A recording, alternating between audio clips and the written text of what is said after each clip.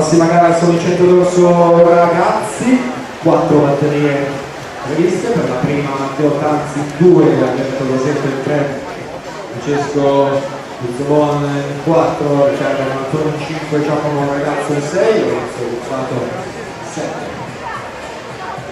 Andrea Pestrini in corsia 4 per lo seguito, il tempo del suo iscrizione 31.09 del suo passaggio. È il miglior passaggio assoluto fin qui per l'atleta del 2003 in corsia 4. Sono tutti naturalmente atleti del 2003 al primo anno di categoria ragazzi, dopo le stagioni da esordienti.